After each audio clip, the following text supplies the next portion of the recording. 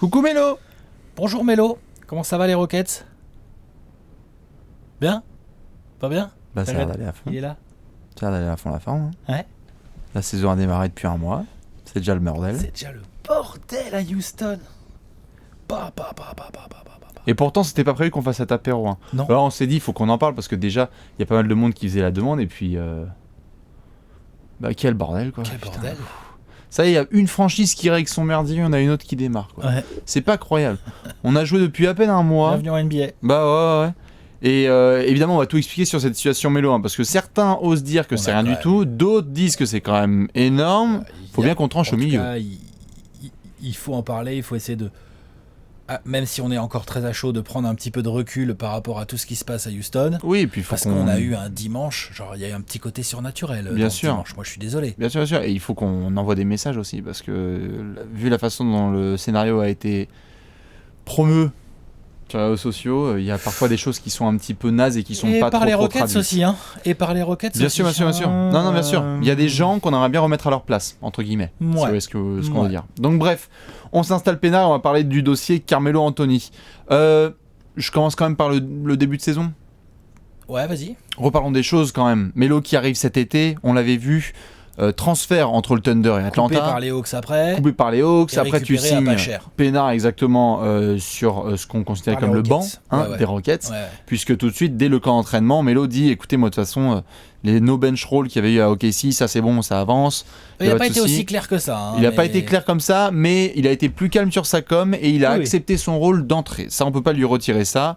Il s'est tout de suite mis dans un rôle de je catch, je shoot. Il y avait des situations marrantes avec les Rockets au début de saison où il prenait des pull-ups à 2 points au lieu de les prendre à 3 points. Oui. Ça rigolait. Il a accepté, de ce qu'on a compris, il aurait quand même fait quelques petites histoires en interne chez les Rockets. Oui. Suite à ses dernières prestations qui n'étaient pas mauvaises, où il disait qu'il contestait un petit peu son rôle de remplaçant. Bien quoi. sûr, oui, puisque en même temps, ce qui se passe dès le début de saison, au-delà des crachats avec Chris Paul et compagnie, c'est que James Harden se blesse. Mhm. Et quand James Harden se blesse, Melo rentre dans le 5. Ouais. Et Melo, offensivement, fait le taf. C'est-à-dire qu'il y a 2-3 sorties à plus de 20 points, avec des bons apports. À Brooklyn, c'est très bien.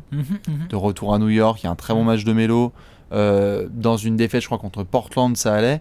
Donc tu te dis, et d'ailleurs Mike D'Antoni va dans ce sens, c'est le premier à dire, écoutez, Melo, honnêtement, on lui a demandé parfois de jouer peu, il joue peu et il score. On lui a demandé de jouer beaucoup dans le 5 ou remplaçant. Enfin, je veux dire, il y avait peu de choses à dire, à Et puis part... en défense, c'est le Melo qu'on Et, connaît. en C'est-à-dire, défense, il sert c'est à Melo, donc rien, on savait qu'on voilà. n'allait pas récupérer André Robertson.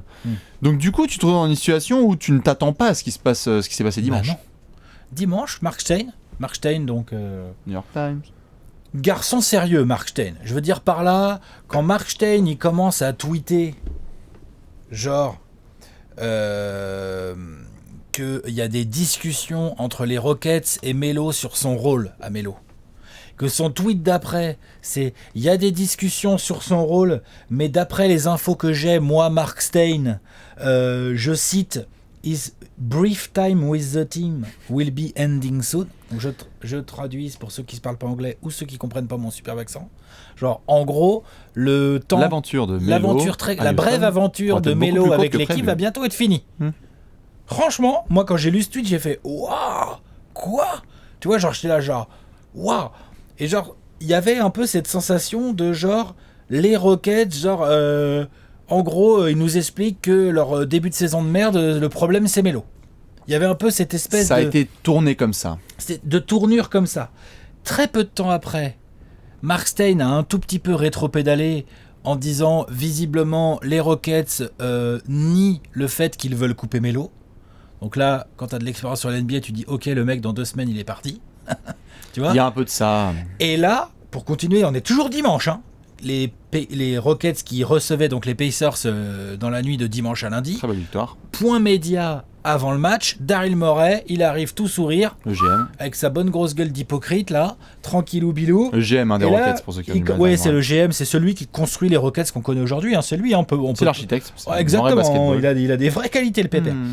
Et là, le mec, il arrive, non, arrêtez, Melo fait grave partie du groupe, il est juste un peu malade, mais dès que ça va mieux, il sera de retour dans le groupe.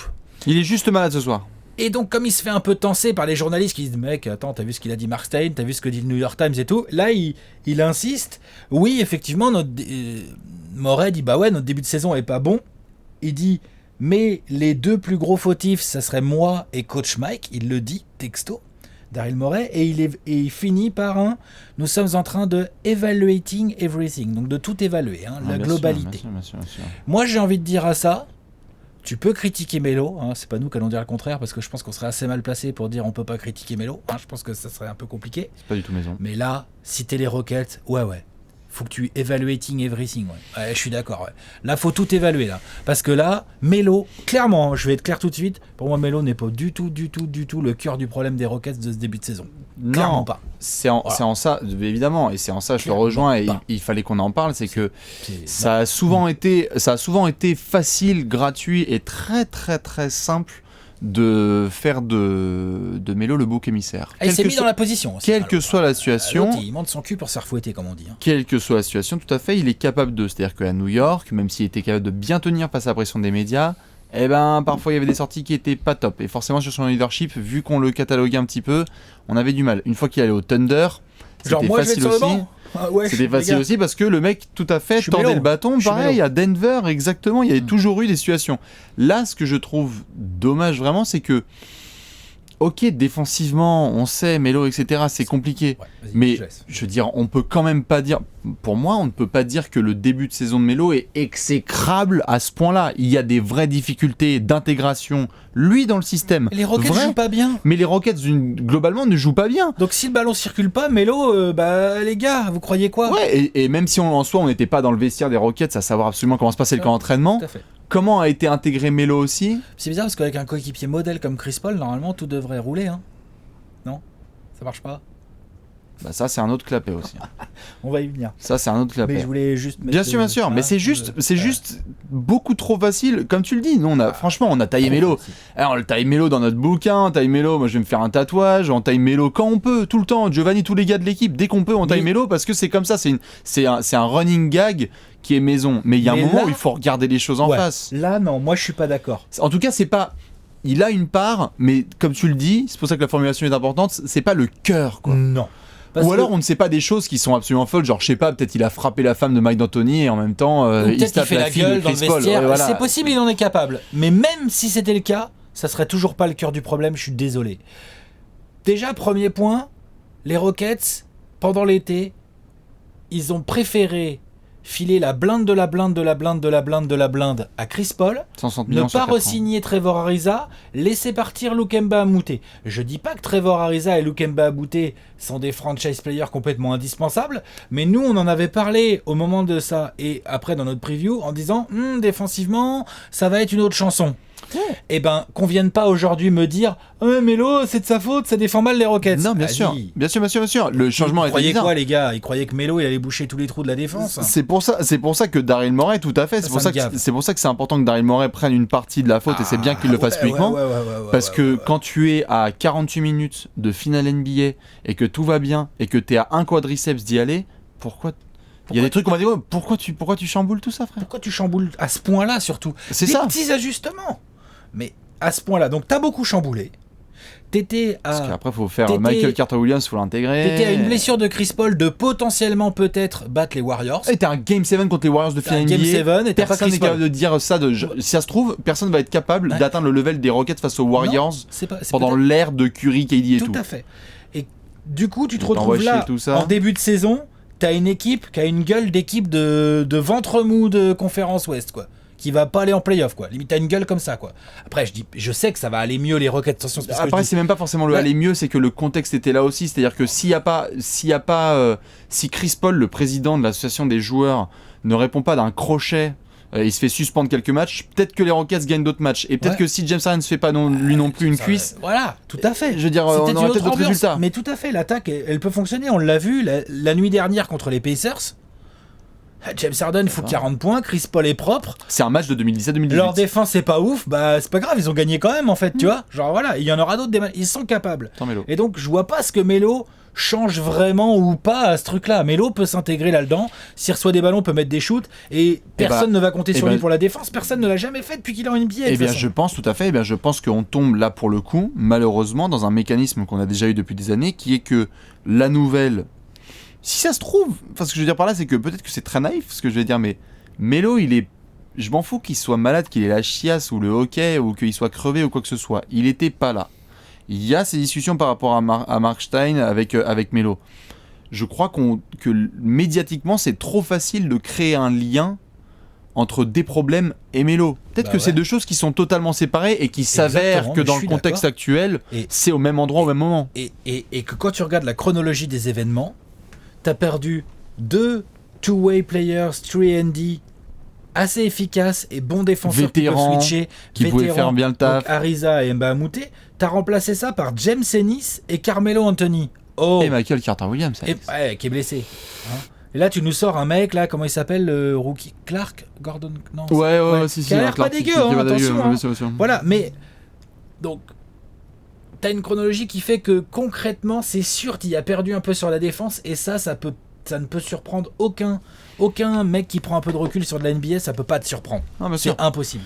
Ensuite, comme tu l'as dit, t'as une confluence d'événements. Chris Paul qui la joue voyou, bataille ça de rue. Tellement comme ça. James Harden qui se bagarre. Des fois, ça se joue à 2 semaines. Et des fois, ça se joue à 2 semaines. À ton calendrier, tu joues des putains de cylindrés, t'es à 0,4, tu te fais virer. Tout à fait. Et donc là, ce qui se passe, c'est que on sait pas d'où est sortie la rumeur exactement. On sait pas quelles sont les sources de Mark Stein. On les connaît pas, les sources de Mark Stein. Non, mais il y a un truc. Est-ce que c'est des vraies sources insider Houston ? Il y a un truc extra sportif. Mais il y a un truc extra sportif, ça sent à plein nez. Il y a un truc qui est familial. Quoi qu'il arrive, qu'on vienne pas nous dire que Melo est au cœur du mauvais début de saison des Rockets. Les Rockets, s'ils ont vraiment envie de couper Melo, j'ai envie de dire, allez-y les gars, coupez Melo. Mais genre, vous allez vous désavouer vous-même, en fait, c'est tout. C'est tout. C'est pas le cœur. Il est au cœur, mais c'est pas le cœur. Il est pas la cause principale. Voilà, mais il est au cœur des soucis des Rockets. C'est pas la cause principale. Bien sûr. Clairement ce qui nous mène d'ailleurs après à d'autres petits éléments comme on l'a vu, c'est que tout de suite sont montés au créneau évidemment les policiers de la Banana Team Boat, c'est-à-dire que LeBron et Wade tout de suite, trompette magique, comment ça, voulaient essayer de lui mettre le chapeau et tout, enfin...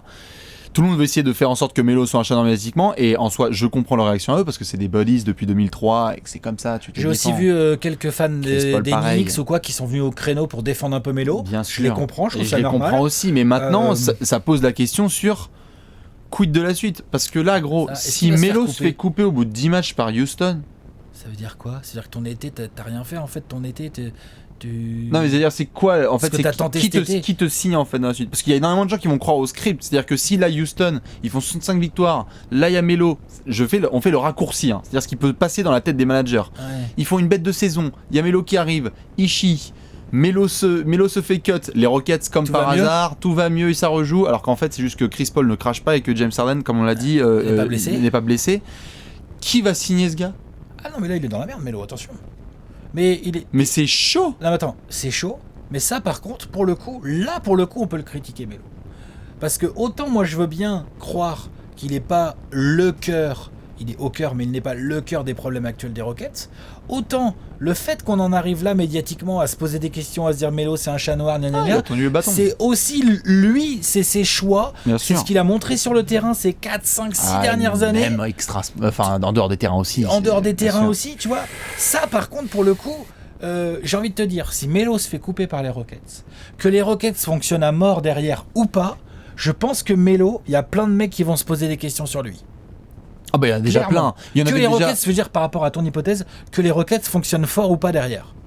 Bah ils vont fonctionner fort et c'est ça que je trouve triste. Ah ça c'est dur pour lui. C'est que le mec, non pas, ça se trouve là tout ce qu'on dit est erroné, on va découvrir des trucs de ouf, ça se trouve en interne parce que ce n'était que ce dimanche là, donc on sait qu'avec ce genre de dossier, il y a des trucs qui vont sortir. Là, on risque d'avoir des surprises. Là fin novembre on va découvrir des trucs sur cette affaire qui est un peu bizarre, mais c'est juste le côté un peu injuste, on veut pas commencer à défendre Melo parce que ce serait sacrément culotté de notre part, mais il y a ce côté un peu mauvais alignement des astres. Ouais, on a compris là. Et donc du coup, quelle équipe peut après signer un gars comme ça? Parce que tout le script était autour de mais non, mais Melo, c'était une histoire contractuelle, regardez le Thunder, c'est normal, il fallait le dumper, et il a accepté un contrat à Houston sans essayer de chercher 10 à 15 millions, il a accepté.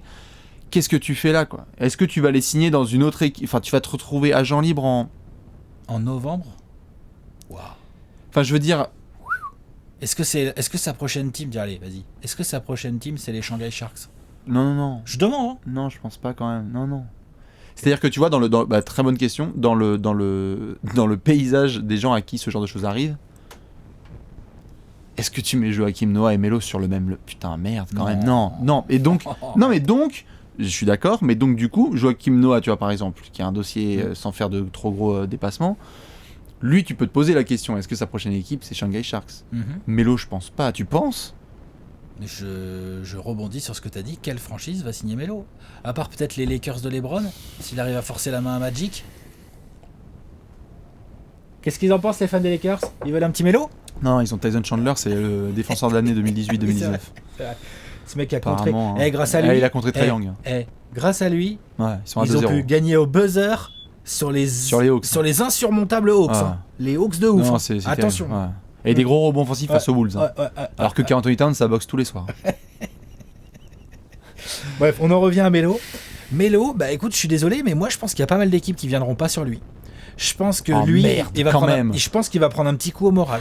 Je pense qu'il y a pas mal de coachs qui vont se dire attends, c'est quoi ce bazar? Genre Melo, c'est un chat noir? C'est les Rockets qui font nimp? Est-ce qu'il s'est pas intégré? Est-ce que le vrai problème c'est Chris Paul qui se sent pupissé et puis qui a pas je serais vraiment très étonné. Qui a fait un peu nimp en se bataillant dans le vestiaire. Chris Paul qui n'a pas la réputation d'être un coéquipier modèle, attention, hein, et qui en plus prend plein de pognon, donc du coup bousille complètement l'éventuelle marge de manœuvre des Rockets. Je crois que c'est le truc qui me vénère le plus, c'est d'avoir eu autant de successions de décisions de merde qui retombent comme par hasard sur le bon vieux Melo, quoi. Ouais. Alors que pourtant quand on y a chié dessus, mais putain, mais Chris Paul, t'aurais dû faire genre. On en a parlé genre Chris Paul, il y est pour rien là-dedans, quoi.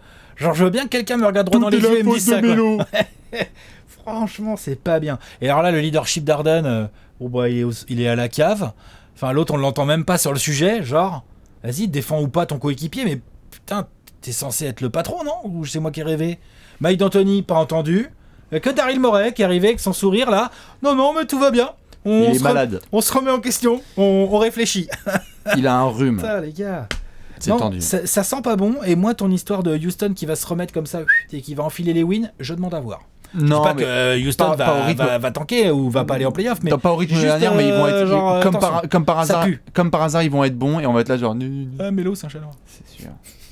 Donc bref, pour plein de choses, Melo évidemment on continuera à le critiquer parce que sur le basket lui-même, fabuleux score qu'il est, il a pu nous faire chier, en extra sportif qu'il est aussi, mais là clairement sur ce dossier, en attendant des nouvelles news qui vont tomber, on va dire calma, ce serait bien déjà que Houston, comme le dit Daryl Morey, et je serai ponctué là-dessus, a besoin de tout analyser, c'est ça? Tout analyser, evaluating everything. Et ben évaluer tout. Evaluating everything, allez-y les gars, parce qu'il y a du taf. C'est clair. Il y a des choses à évaluer, ouais. Allez, courage Melo. Allez, bisous Melo. À la prochaine. Ciao.